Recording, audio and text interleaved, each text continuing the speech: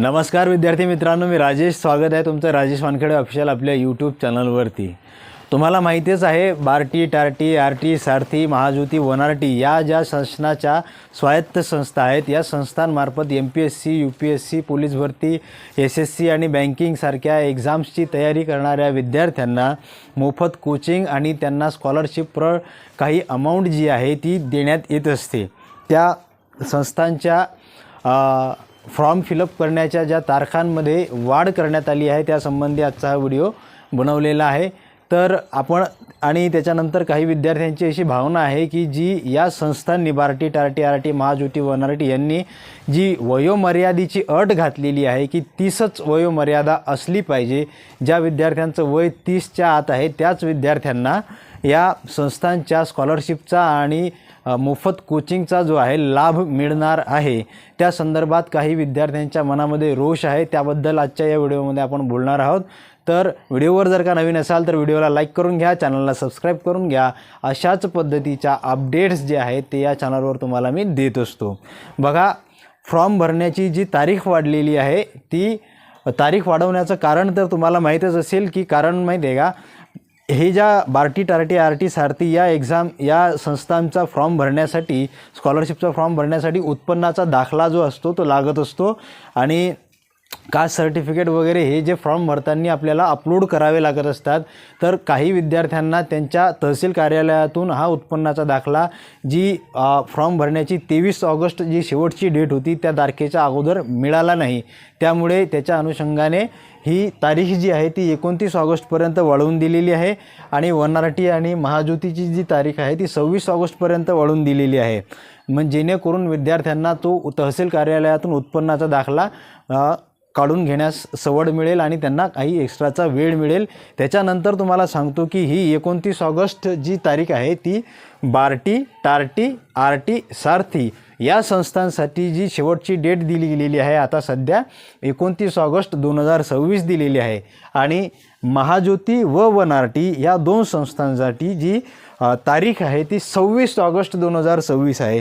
या गोष्टी लक्षात ठेवा बरं. तुम्ही कुठल्या संस्थेचे विद्यार्थी आहात, कुठल्या संस्थेच्या थ्रू तुम्ही एक्झामसाठी अप्लाय करू शकता ती तुम्ही स्वतः लक्ष द्या. म्हणजे तुम्ही बार्टीच्या अंतर्गत अप्लाय करू शकता, टार्टीच्या अंतर्गत अप्लाय करू शकता की आरटी, सारथी किंवा महाज्योती, वनारटी यापैकी कुठल्या संस्थेचे तुम्ही संस्थेला तुम्ही अर्ज करू शकता.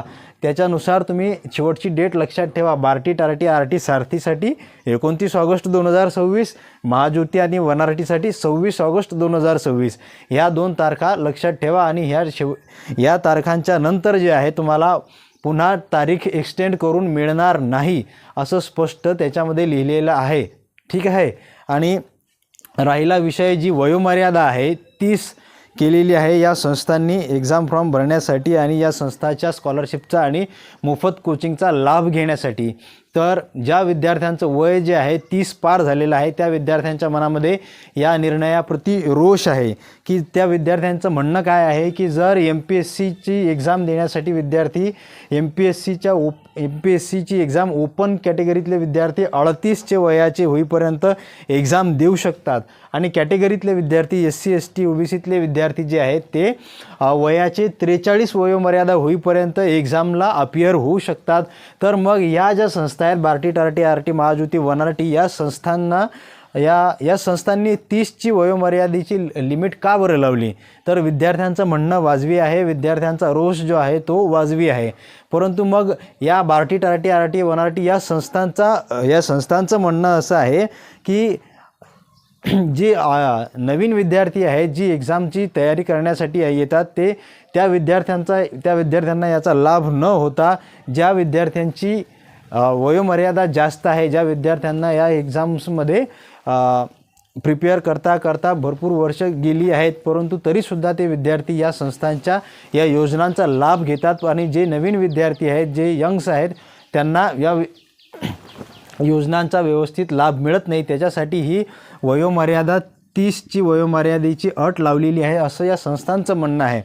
परंतु विद्यार्थ्यांचं असं म्हणणं आहे की मग ज्या विद्यार्थ्याने तयारीच जर का 30पासून चालली असेल किंवा 28-29पासून चालू केली असेल, त्या विद्यार्थ्यांचं कसं? त्या विद्यार्थ्यांना तर या संस्थांच्या स्कॉलरशिप योजनेचा लाभ मिळणार नाही, तर त्यांच्या मनामध्ये अन्याय झाल्याची चीड आणि त्यांच्या मनामध्ये आपल्यावर अन्याय झाल्याची भावना आहे. तर यावर काही तोडगा निघू शकतो का? तर काही विद्यार्थ्यांचं असं म्हणणं आहे की यावर आंदोलन झालं पाहिजे, यावर काहीतरी तोडगा किंवा चर्चा जी समोर झाली पाहिजेत. तर मग आता मी एक एवढा काही मोठा शिक्षक नाही आहे की एवढा मोठा यूट्यूबरसुद्धा नाही आहे की याच्यावर मोठ्या लेवलवर काही कार्यवाही करेल, परंतु मी तुम्हाला सजेशन देऊ शकतो.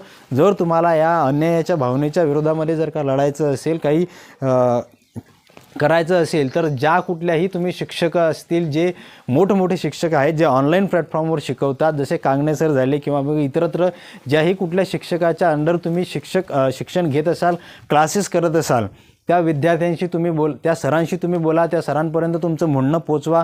या गोष्टींवर, या विषयावर चर्चा व्हायला हवी. या विषयावर काहीतरी तोडगा काढता येतो का, असं तुमच्या जे मोठमोठे शिक्षक आहेत, जे ऑनलाईन प्लॅटफॉर्मवर ज्यांचा जम चांगला बसलेला आहे, जे त्यांच्या म्हणण्याला काहीतरी शक्ती भेटते, त्या सरांपर्यंत तुमचं म्हणणं तुम्ही पोचवा. ज्याही कुठल्या क्लासेसला तुम्ही जात असाल, त्या क्लासेसच्या शिक्षकांना आणि तत्सम जे काही असतील, जी मोठी माणसं असतील, त्यांपर्यंत तुम्ही तुमचं म्हणणं पोचवू शकता. त्यांच्यामार्फत तुमचं म्हणणं जे आहे ते या संस्थांपर्यंत पोचवू शकता आणि यावर चर्चा विनिमय आणि त्याच्यानंतर काही विनंती रिक्वेस्टसुद्धा तुम्ही करू शकता. असंच आहे. माझ्या हाती एवढं विशेष नाही आहे की मी काहीतरी करू शकेल. मी सध्या या प्लॅटफॉर्मवर नवीनच आहे. जर काही माझ्या हाती असतं तर मी सुद्धा काहीतरी करण्याचा प्रयत्न केला असता, परंतु आता तुर्तास एवढंच. भेटूया पुढच्या व्हिडिओमध्ये. त्याच्यानंतर तुम्ही अजूनपर्यंत जर का व्हिडिओला लाईक केला नसेल, चॅनलला सबस्क्राईब केलं नसेल, तर व्हिडिओला लाईक करून घ्या, चॅनलला सबस्क्राईब करून घ्या. अशाच पद्धतीच्या अपडेट्स जे आहेत ते या चॅनलवर तुम्हाला मी देत असतो. बाकी या बार्टी, टार्टी, आरटी, सारथी, महाज्योती, वनारटी या संस्थांच्या एक्झाम फॉर्म भरण्याबद्दल आणखीन काही इतरत्र काही तुमचे प्रश्न असतील तर त्याच्यासाठी कमेंट बॉक्स खुला आहे. भेटूया नवीन व्हिडिओमध्ये. धन्यवाद.